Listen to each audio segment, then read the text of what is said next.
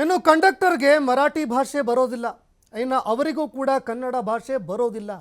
ಈ ವೇಳೆ 3-4 ಜನರು ಪುಂಡಾಟಿಕೆ ಮಾಡಿದ್ದಾರೆ. ನಾವು ಕೂಡ ನಮ್ಮ MD ಅವರ ಜೊತೆಯಲ್ಲಿ ಮಾತನಾಡಿದ್ದೀವಿ. ಈ ವಿಚಾರಕ್ಕೆ ಸಂಬಂಧಪಟ್ಟಂತೆ ನಾನು ಕೂಡ ನಮ್ಮ MD ಅವರ ಜೊತೆಯಲ್ಲಿ ಮಾತನಾಡಿದ್ದೀನಿ. ಯಾರು ಪುಂಡಾಟಿಕೆ ಮಾಡಿದ್ದಾರೆ ಅವರನ್ನ ಗಡೀಪಾರು ಮಾಡಬೇಕು.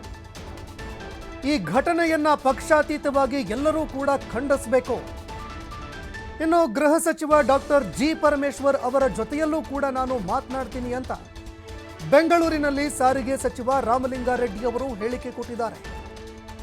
ಪ್ರಕರಣ ಈಗ ತೀವ್ರ ಸ್ವರೂಪ ಪಡೆದುಕೊಳ್ತಾ ಇದ್ದಂತೆ, ಹೋರಾಟದ ಒಂದು ತೀವ್ರ ಸ್ವರೂಪ ಹೆಚ್ಚಳವಾಗ್ತಾ ಇದ್ದಂತೆ ಸಚಿವ ರಾಮಲಿಂಗಾರೆಡ್ಡಿ ಅವರು ಹೇಳಿಕೆ ಕೊಟ್ಟಿದ್ದಾರೆ.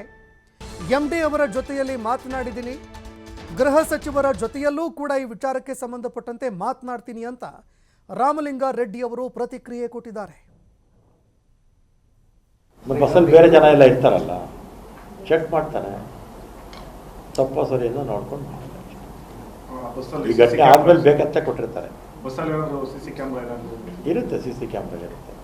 ಒಂದಿನಕ್ಕೆ 1,72,000 ಟ್ರಿಪ್ಸ್ ಇರುತ್ತೆ. ಎಷ್ಟು? ಒಂದಿನಕ್ಕೆ 1,72,000 ಟ್ರಿಪ್ಸ್ ಇರುತ್ತೆ. ಯಾವುದೋ ಒಂದು ಟ್ರಿಪ್ಪಲ್ಲಿ ಈ ಥರದ್ದು ಆಗುತ್ತೆ. ಆದಂಥ ಸಂದರ್ಭದಲ್ಲಿ ಪೊಲೀಸು ಆ್ಯಕ್ಟ್ ಮಾಡದೇ ಇದ್ದರೆ ಮನಸ್ಥೈರ್ಯ ಕುಂದುತ್ತೆ. ಪೊಲೀಸ್ ಆ್ಯಕ್ಟ್ ಮಾಡಿದ್ದಾರೆ, ಅವನು ಜೈಲಿಗೆ ಹಾಕಿದ್ದಾರೆ. ಇಡೀ ಪಬ್ಲಿಕ್ಕು ಆ ಘಟನೆನ ಖಂಡಮ್ ಮಾಡಿದ್ದಾರೆ. ಯಾರು ಆ ಹಲ್ಲೆ ಮಾಡಿರ್ತಕ್ಕಂಥದ್ದನ್ನು, ಇನ್ಕ್ಲೂಡಿಂಗ್ ಮೀಡಿಯಾ, ಜನರಲ್ ಪಬ್ಲಿಕ್ಕು, ಸಂಘಟನೆಗಳು ಎಲ್ಲ ಕಡೆ ಅವ್ರ ಜೊತೆಯಲ್ಲಿ ನಾವಿದ್ದೀವಿ ಅಂತೇಳಿ ತೋರಿಸಿದ್ದಾರೆ. ಅದರಿಂದ ಆತ್ಮಸ್ಥೈರ್ಯ ಇನ್ನೂ ಜಾಸ್ತಿ ಆಯಿತು ಅವರಿಗೆ. ಬೇಕಂತ ಘಟನೆ ಆದಮೇಲೆ ಕೊಟ್ಟರೆ ಮಹತ್ವ ಇಲ್ಲ. ಅದಕ್ಕೆ ನಡೆಯುತ್ತಲ್ಲ ಸರ್. ಇಲ್ಲ, ಮಾತಾಡ್ತೀನಿ, ಗೃಹ ಮಂತ್ರಿಗಳಿಗೆ ಹೇಳ್ತೀನಿ. ಆಮೇಲೆ ಅಲ್ಲಿ SP ಅವ್ರಿಗೂ ಮಾತಾಡ್ತೀನಿ, ನಮ್ಮ MD ಅವ್ರಿಗೆ ಹೇಳಿ. ಬಸ್ಸಲ್ಲಿ ಬೇರೆ ಜನ ಎಲ್ಲ ಇರ್ತಾರಲ್ಲ, ಚೆಕ್ ಮಾಡ್ತಾನೆ, ತಪ್ಪ ಸರಿಯನ್ನು ನೋಡ್ಕೊಂಡು ಈ ಘಟನೆ ಆದ್ಮೇಲೆ ಬೇಕಂತ ಕೊಟ್ಟಿರ್ತಾರೆ. ಇರುತ್ತೆ, CC ಕ್ಯಾಮ್ರಾ ಇರುತ್ತೆ. ಒಂದಿನಕ್ಕೆ 1,72,000 ಟ್ರಿಪ್ಸ್ ಇರುತ್ತೆ. ಎಷ್ಟು? ಒಂದಿನಕ್ಕೆ 1,72,000 ಟ್ರಿಪ್ಸ್ ಇರುತ್ತೆ. ಯಾವುದೋ ಒಂದು ಟ್ರಿಪ್ಪಲ್ಲಿ ಈ ಥರದ್ದು ಆಗುತ್ತೆ.